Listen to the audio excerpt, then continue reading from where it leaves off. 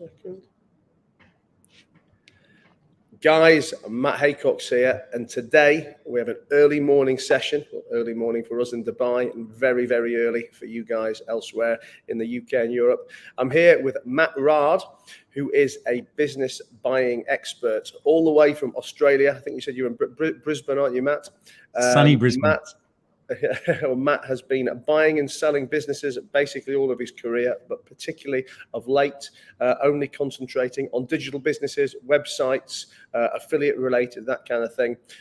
Looking forward to a deep dive, a good chat to understand how he makes his money, how we can make our money, and what we can learn from this market and these strategies. So, Matt, welcome to the show. Thanks so much for having me on, Matt. It's a pleasure to be here. Great. Listen, before we talk businesses, you said something to me before, just before we started recording, which was that you and your wife, because I know you work with your wife, you said you only really hang out with other successful business owners or other people in this space now. Now, I am the master advocate for networking, for mentors, for surrounding yourself with the best people who will elevate you. So when I heard you say that, I thought, I'm not going to say anything just yet. I'm going to stick it in the memory bank for my first question. But just tell me the importance of surrounding yourself with the right people and what it's done for your life and career. It's probably one of our number one strategies. And I figured it out when I was a kid. I grew up very poor and on farms like everyone did in the 70s. And I knew no millionaires. But in my family, I was really unusual in that I wanted to be, financially independent. And so when I left home and moved into the big smoke, I realized I didn't know actually how to get rich. Didn't know the first thing about it. I didn't do very well at school or anything like that. And so I've read, luckily, in one of those books, your income is the average of the 5 people closest to you. And that freaked me out a little bit, Matt. And I went, oh, crap, this isn't looking good so far. So I very quickly figured out that I needed to hang around wealthy people and learn how to do it, because I grew up on farms and that wasn't how I was going to make my money. So for me, ever since then, it has been awesome. I've just made a point of networking and getting to know. And even as a kid, I was always asking people, how'd you make your money? I was kind of obsessed by money type thing. And so basically that just continued as an adult, and it's led me to where I am today. It's been unreal, and I guess even my career choice of buying and selling businesses was mainly, or a big part of that was so that I could hang around the next level of very successful people, which is not the people that were selling their businesses, but all my buyers. So I suddenly had a massive network in Sydney of all these high net worth buyers, private equity firms, venture capital people, and people you read about in the financial press. So from those early days of realizing I had to speak to millionaires to then leveraging that up and making it an actual strategy, I got to the point where, first name basis, go out for dinner, go out for drinks, pick the brains personally of some of Australia's really successful entrepreneurs. And that, to me, has been the biggest buzz ever. And that's what we do now as well. Tim, and last question about this, or on your kind of childhood, but what did your parents say? Or what was their attitude when you're out there as this teenager saying, asking random people how they made their money, and telling your parents on a farm who've got no money, I presume themselves, I want to be rich. I mean, did they look at you like you were some kind of nutcase? Yes and no. That's a really smart question. You're the first person ever to ask that. Maybe you come from the same background. You know what it's like. My granddad was. It's funny. I share this story with our private clients. I had to do a lot of work on my mindset, my subconscious mindset, because I was kind of raised by my grandparents, because mum had to go off to work and everything like that. And my grandparents were very working class, originally from working class England, Hull, and they immigrated to Australia. And my granddad, when I kept asking how much do things cost and how do people make their money, he would get really angry at me. And because that granddad would read these, like the Daily, what do you call it in England? The Daily Mirror, those sorts of working class. The tabloids, Yeah, and he was a fitter and turner in a very rough area here in Australia, and he didn't like it. He did not react well. So I learned to hide it a bit within my family, and that, I think, it affected me in a good way, but I had to do a lot of subconscious blockages like everyone did in the 70s, we were brought up being taught rich people are bad. My granddad would say rich people are really bad. They're ripping off the working man and all that sort of stuff. So it was difficult, like your question says, what's it like to, parents, all of a sudden, here I am hanging around, when I moved into Sydney, I started going hanging around these multimillionaires. But it's cool. That's my granddad and that side of the family. But for my mum and my stepfather, who are real go-getters, they really thought I was doing the right thing. Mum, I'm really lucky. My mum's over the top optimistic, and she would always just, because it was tough for us too when she first came to Australia. So she thought it was really cool. She encouraged me to do whatever I want. And she said, you're young, you got to learn and, make the most of what you've got. And I remember she always said to me, the type of person you are, Matthew, you'll always land on your feet. So you'll be fine. So go and learn. And they didn't mind too much. They actually encouraged me to do whatever I want, because I've tried everything at that age, as you do, and failed at a few, but luckily did really well at some stuff. So my immediate mum and dad, it was very supported, but for lots of people around me, I was very unusual in that I made a point, even amongst friends. It was what's the word? Not judged, but it was just considered unusual how I would, try and learn off all these high net worth people. I've had other mentors say to me as well, interestingly enough, Matthew, you're wasting time going down into the CBD of Sydney and, think of all the hours that you've got to spend in front of these guys and go and have lunch with them or whatever. And I'd say, like, that'd be 3 or 4 hours gone. And I would say to these people, where else can I get an education like that? It's worth every hour. If some ultra high net worth invites me out from, to their office to explain how they want to buy a business, even though I'm not getting paid a cent, I can't get that education anywhere else. So it was always worth it to me. Well, I have a slogan on my T-shirt that says 80% of what I do for free. The other 20% I get fucking well paid for. Yeah. So that is so cool. Yeah, I agree totally with that. Well, look, let's fast forward, or let's whiz up to current date, and let's talk about business buying. And just a little bit of my theory here for anyone listening to this, that everybody talks about how do I start a business, and I want to start my own business, but I think it's much more interesting for me. I think other experienced business owners will appreciate this conversation more, because for me, the world doesn't need any more startup businesses. Okay, now and again, there's an Uber, there's a Deliveroo, there's something that someone needs to start. But in the main, new businesses are just rejigs of existing old businesses. I don't have the stats to hand, but they are horrendous for new business success rates. That 50, 60, 70% plus of new businesses fail in the kind of first 3, 4, 5, 6 years. But there's plenty of fantastic businesses out there. And for me, people just naturally don't gravitate towards buying a business. They think they have to start it.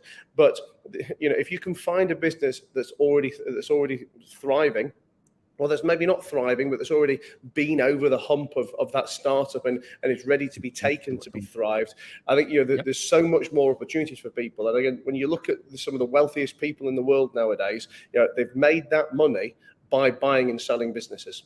So I think it's going to be a really, really interesting chat, really interesting deep dive on this. But how did you become a business buyer? Because it sounds really weird. I actually met my wife, Liz, studying zoology at uni. Talk about following your heart. So that was again my mum saying, "Do whatever you want." And so I was studying zoology, met Liz.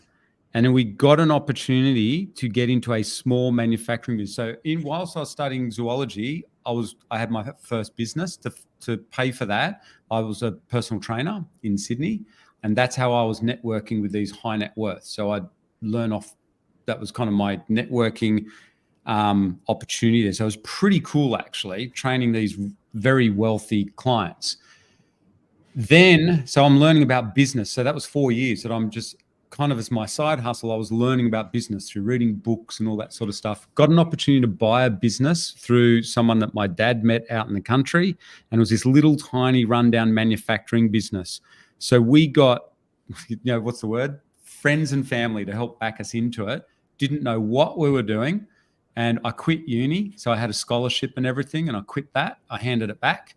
And because within the first day, I reckon it was about 24 hours, I was addicted. That's what I wanted. It was just brilliant. It was making little brush cutter heads for, we call them brush cutters here in Australia. I think they call them whippersnippers or in other countries. So it's basically spare parts for outdoor power equipment.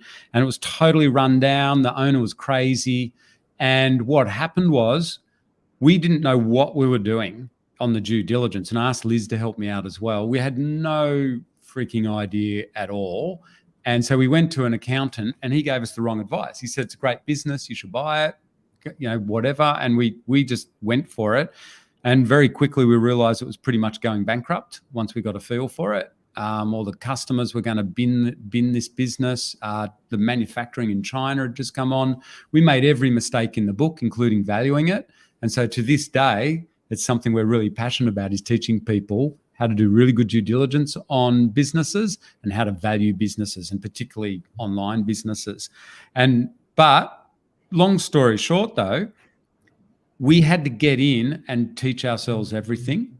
And the main thing that we did, if you're listening to this and you want to know how to fix up a business, all we focused on was sales, is just turning it around so we learned how to sell. So we read all the old-fashioned books by Tom Hopkins, the American sales trainer, Brian Tracy, Zig Ziglar, all those guys. We would just listen to those. Back then, they were tapes, and we'd listen to them, and then we'd go on sales calls, and that's all we knew. And then we had to fix up all the other side of the business. But we got it going so well, we started exporting around the world. We got it systemized, so we didn't have to work in it too much. And we were that addicted to business. And also to even out the cash flow of a manufacturing business, we started buying up other businesses. And that's basically how it started. And then we had a portfolio of businesses. And do you still have that business today? No, we sold it after about 10 years. So it was way too hard to run.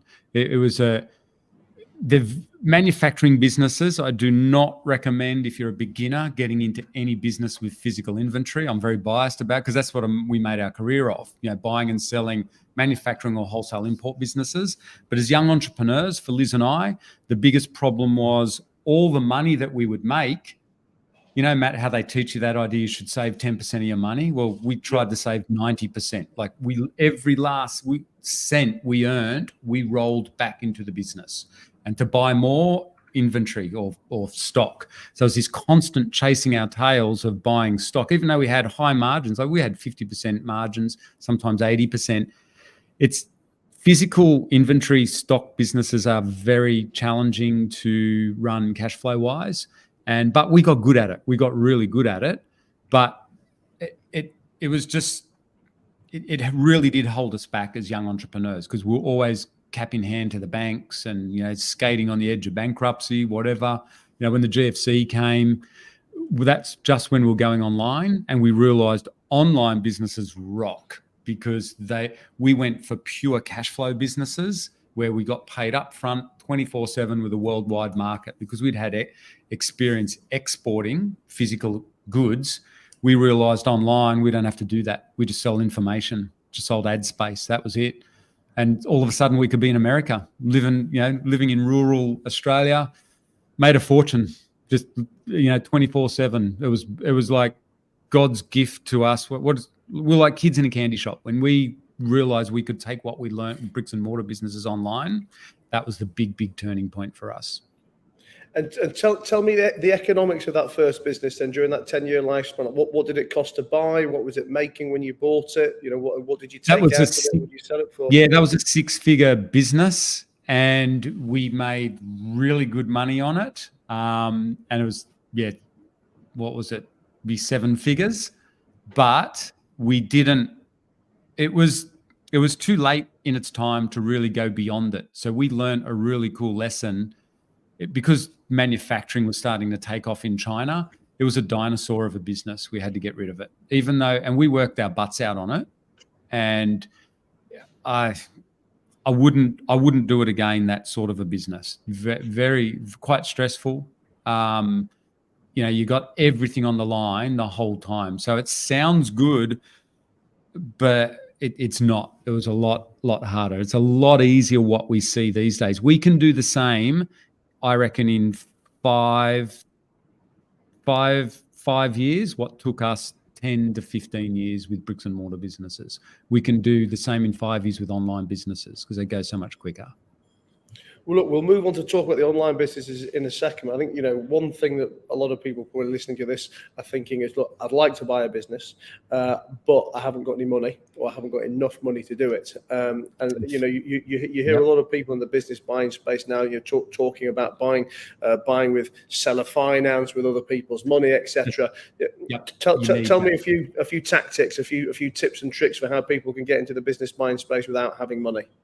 Yeah, so that's really, really difficult because banks don't want to lend on businesses. Even when you are willing to put up real estate, they're still, here in Australia, it is very, and I believe it's the same in the UK. The same, yeah. I mean, listen. Most of my work's in the UK, and I can tell you the same. Yeah. So for us, most of our career has been buying, like I said, once we've got the initial pool of money, we've never bought businesses with no money down type thing. But interestingly, we know lots of people that do. And that is certainly going to become, I think in the future, that's going to become a lot more viable. And you just mentioned something, because something that we do have a lot of experience in is seller finance. We call it vendor finance here. And it's really big in America. It's a lot more accepted. Here in Australia, it's really weird. Culturally, in the business world, vendor finance is not that popular, but we're seeing it starting to take off. Now, if you're listening to this and you're in America and possibly in the UK, the seller finance is normal. It's par for the course. So that is definitely the way you can do it. And you can certainly structure deals with the baby boomers retiring. A lot of them, it's funny, you'd be shocked how many baby boomers with perfectly good businesses, their retirement plan is just to close the doors. It's weird. So you can easily get vendor finance almost, I won't say full amount, but you can cut some really good deals if you're finding the right business owner who either has to close the doors because they've got a financial problem, or they're going through a divorce. That's a very common one. If there's some reason why they want a business partner on board, or they're just burnt out. So if you're a young person, you can easily get equity into someone's business and work your way up that way. Or you can do this seller finance idea. And I guess something to learn from that for people who already are business owners is that, I guess owning a business and owning a saleable business are probably two very different things. And that these people who've owned businesses all of their lives, and they could have been very nice businesses that are producing good money, but having a business in a saleable state is a very different thing. And when it comes to be time to sell your business, it could be, even though it looks a good business, it could be totally unsaleable. And that's why these people have to think about closing the doors or have to give great deals to purchasers because there aren't really many people out there who can take it off them. Well, actually, and one strategy that I will mention, I just realized, I take this stuff for granted. A lot of my kind of mentors / friends, they're older guys than me, like they're in their 60s and 70s, and they're really successful at this, buying up businesses and stuff. And what they do is, I'll flip it to the other side, right? They're like the backers of businesses. And what they do is they buy up businesses, but they have, call it a jockey in mind. So typically it's a young guy who's got a bit of oomph and, wants to get out and work hard. And they will literally give him equity in the business, in a multi-million-dollar business. It might just be 5 or 10%. But what they do is, it's a big carrot. 5 or 10% of a multi-million-dollar business is pretty cool anyway, for free, as long as you work it. Then you earn a wage, but also each year, what the thing is, you layer in more and more equity. So it's a really cool way. So one of my close friends, who's very successful businessman, multiple 8-figure businesses, this is how he exits, Matt, out of what you were just alluding to, some of his older, am I allowed? Well, I'll just say crappier businesses, right? What he does, he will give 30% of those to his top salespeople and say, it's yours for free. I've got a 5-year exit plan on this, or a 4-year exit plan. At the end of the 4 years, you're going to own the whole thing as long as you keep working in it. And he goes, Matt, think about it. I was just going to close the doors, but over 4 or 5 years, I still get plenty of great cash flow. These guys are running it, and these guys get a free asset, and they do really well out of it. So there's all different ways you can cut that deal. But the point is, get this idea of, it's not so much seller finance, it's kind of like getting equity, and in each year it's ratcheted up. And what my mentors always said to me was, when you do it as the investor, when you find these young guys, it's got to be a win-win. You can't be like, it's got to be really fair. Like my mate, literally just hand them 30%. There's no fish hooks in it. Every year I'll give you an extra 10%. Or whatever the number is, you've got to make those numbers realistic, and then it's really successful. And it can go on sales. Like if you meet certain sales targets, you get an extra couple of percent or 5% each year. And so I think we're going to see a lot more stuff like that. That's what my friends have been doing for many years. But gee, it makes sense in this marketplace where young people can't get loans off banks. So if you're a young person listening to this, what your trick is to hunt around and find the good businesses, and then work with the owners and say, look, you're going to close the doors anyway, or you're not making much. I can bring this skill to the table and really double this business, but I want 10% equity. How let's say clued up or helpful in the vendor finance type space do you find that the business brokers are now? And I get a bit of a leading question or background to this, because in the UK, I don't know what it's like in the rest of the world, but in the UK, I've bought a lot of businesses over the years, but I tend to avoid doing anything that involves a business broker. This is a sweeping generalization here, potentially. No. But normally, when you look at a business that's up for sale with a business sales agent, the price and everything is just ludicrous. And it's almost like that their business model is just taking fees off people who want to sell a business and just telling them any old crap. Like, take leisure, for example. I've bought lots of pubs and bars over the years. But if I'm going to buy a pub or a bar, I am going to buy it typically off one of 2 or 3 specialist leisure agents in the UK, because the price and the terms are going to be realistic to the market. If I go and find a pub that's for sale or a bar that's for sale with, let's say, a general business broker, it's going to be 2, 3 times, 4 times overvalued. And like I said, I don't know if these people ever sell things, because you look and they've got 10,000 listings of businesses for sale. And I think that their model is just going to desperate business owners, pretending that their business is worth a fortune, taking 4, 5, 6 grand off them as a fee to list it, and then just never selling it. Sadly.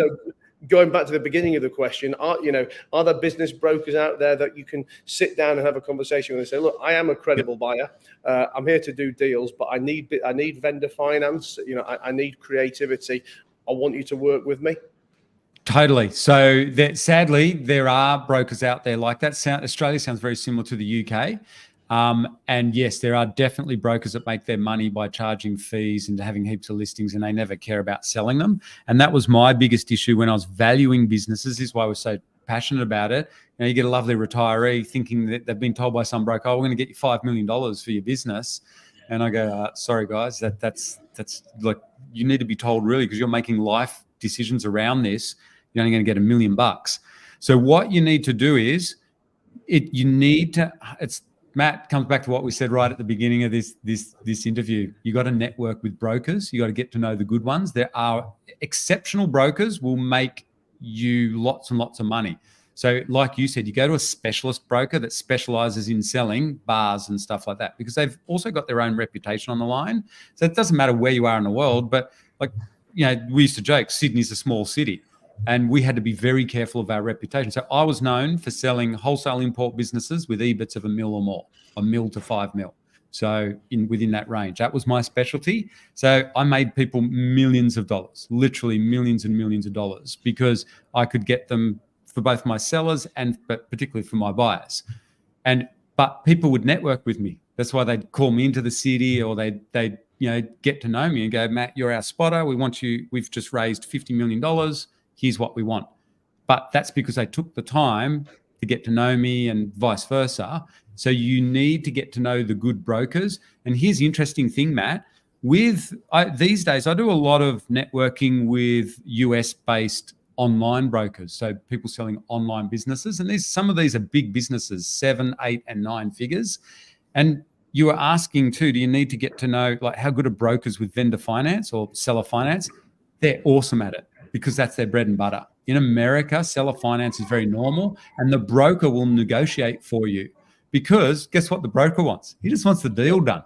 So if he's selling a website, an online business for $5 million or $10 million or even $100,000 or $200,000, if he can see a deal and knows it's a good site, he'll just say to his client, look, I got this buyer, why don't you accept it? Let's work out a seller finance idea because it's a website.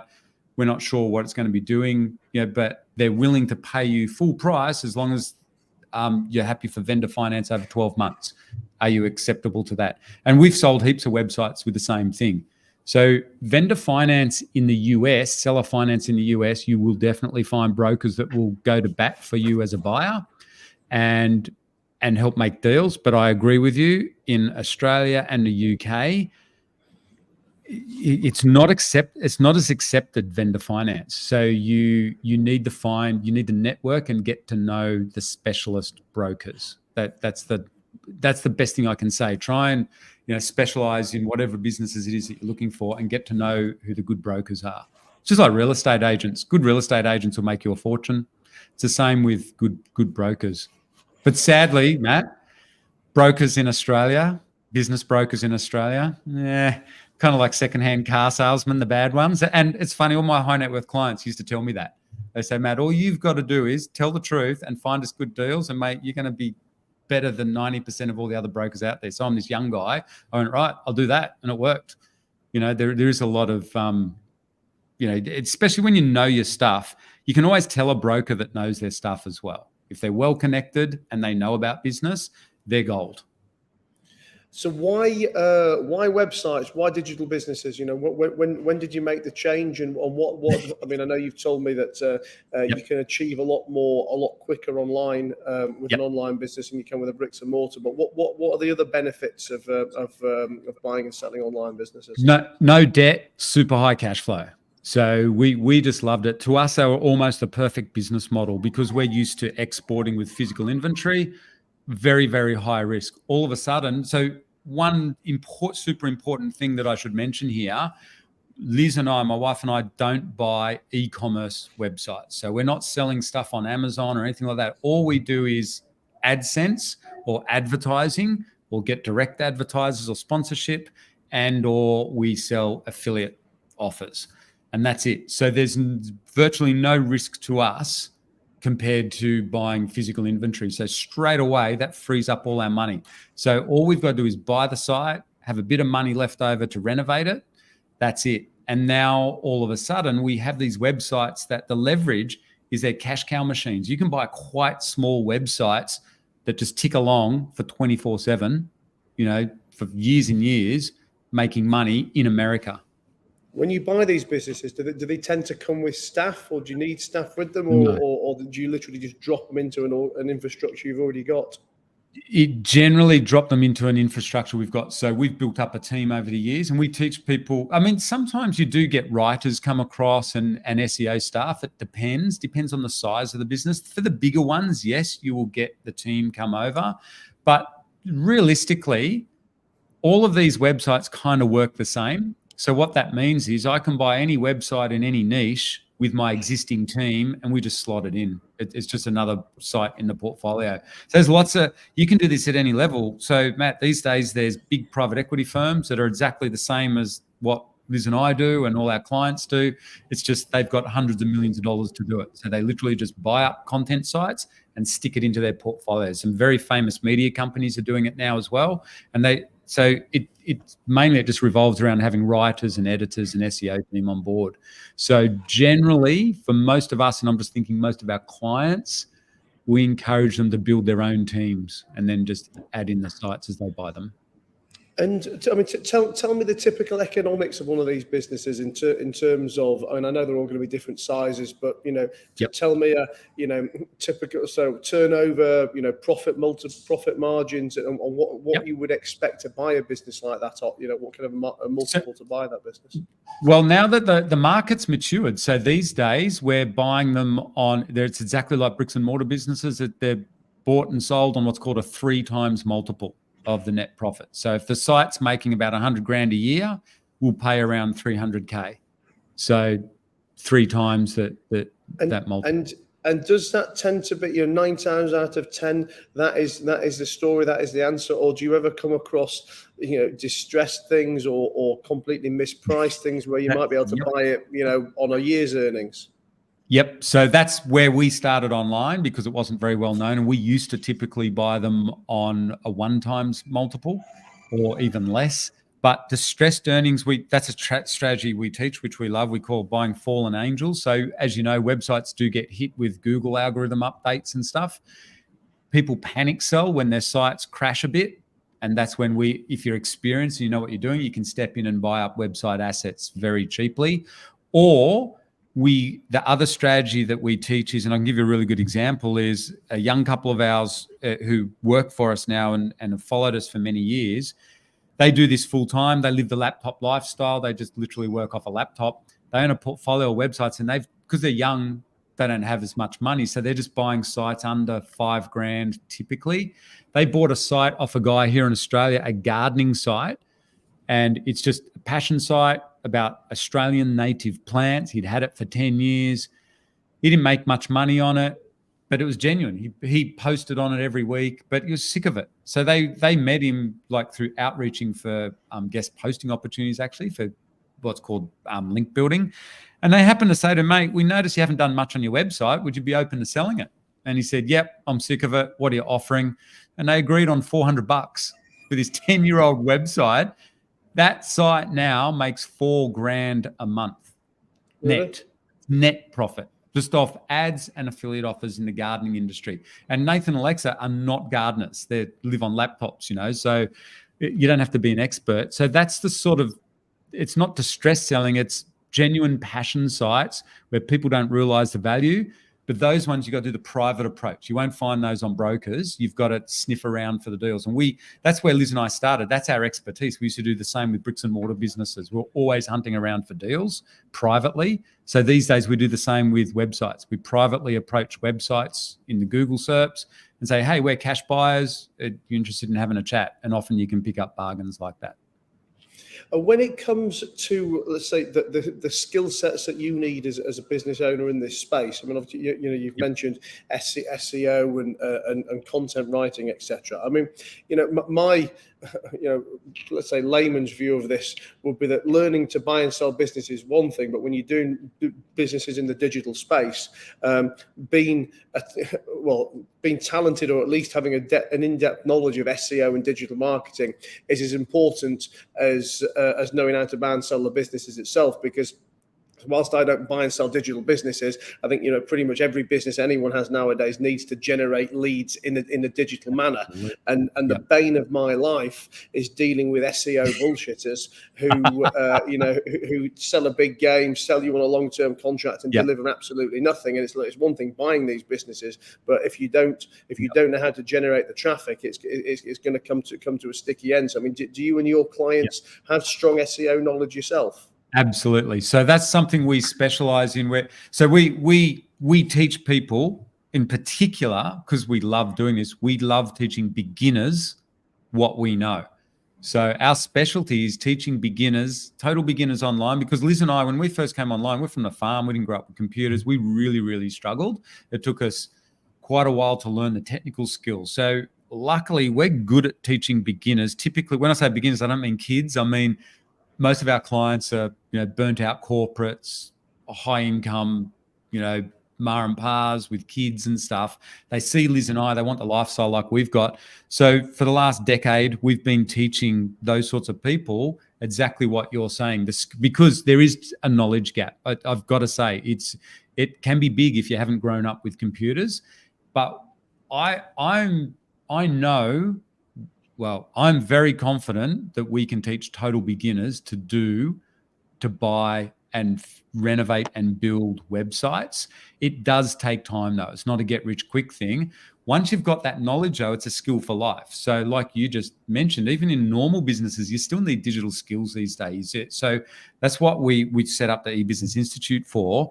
And Matt, here's something interesting. I honestly, I have a lot of experience in buying and selling all kinds of businesses. And I still to this day reckon online businesses are the easiest way to get into business for someone as a side hustle or wanting to learn about business, because you can park them. So these days we notice people are just so busy now. You're in big trouble if you've bought a bricks and mortar business as a little side hustle and you just want to take a break from it because you've gotten busy at work or whatever. Online businesses, you just let them sit for 6 months or a couple of weeks or whatever. You don't have to work on them every day. So they're the perfect side hustle to learn on. So what we say to people, if you're serious about this, if you're listening to this, if you want to learn how to do this, just set a goal for it and go, all right, I'm going to treat this as like an MBA or something like that. Or like doing an evening study at tech. Just do 2 or 3 hours study a week, and practice buying small little websites. So it doesn't matter if you mess them up, and get the runs on the board so you can do it part-time. So that's our approach to helping people. And I think they are easier to learn than bricks and mortar businesses, because particularly if you just do AdSense sites and affiliate sites, there's not a lot of risk. There's only a couple of key skills you need to learn. The digital skills are scary at first, but you can learn them pretty quickly. You can learn how to build a website in the space of a week. That's easy. And we teach people that it's what you said, is the SEO skills do take time to refine. But once you've got it, then that opens up your whole world, because the world's your oyster at that point. So how do people work with you? You obviously mentioned quite a few times on this call that you and Liz teach, or your students do this. So how, if anyone who's been listening to this now, they've got the taste for it, they want to come and learn how to buy a website, they want to work with a pro. How do people find you, and what do you do? The easiest thing is check out our free masterclass where we go through the actual strategy. Then you can decide whether you like it or not if you're listening to this, and we give lots of examples in there, and we show examples of beginners who are like Nathan and Alexa who are doing this now. And you just go to our website, ebusinessinstitute.com.au, and you'll see there's links there to a free masterclass, or just go and listen to our podcast, to all the stories of our clients who are doing it and understand where they come from.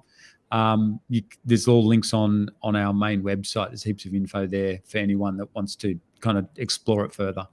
We'll put the links in the show notes as well. And what about Insta? Can we find you on Insta? Can we find you on social media?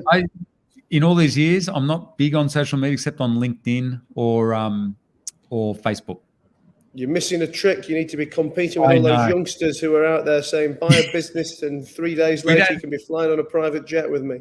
Oh yeah. I see what you mean. Yeah, okay, yeah. No. We don't target young people. I'm a bit old fashioned. And when we started online, honestly, we only teach what we do. And honestly, we never use social media in all our affiliate sites. It's only in recent years that we've started using it with our portfolio sites a bit. And interestingly, it's mainly Facebook or YouTube, which are brilliant. Well, listen, Matt, it's been a pleasure to talk to you.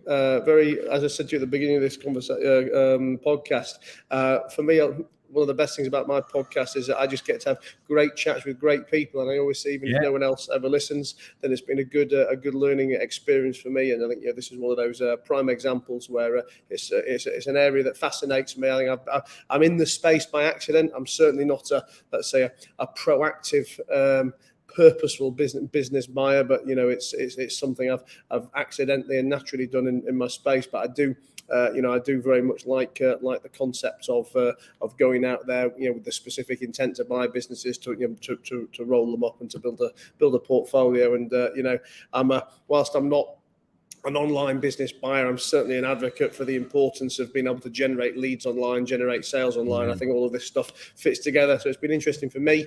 I'm sure the guys at home listening have loved it too. So as Matt says, look in the show notes, jump on and get his free seminar, free course, and get in touch and take it from there. So thanks a lot for being here, buddy. Thanks so much for having me on, Matt. Unreal. Thanks, mate. See ya. Bye-bye.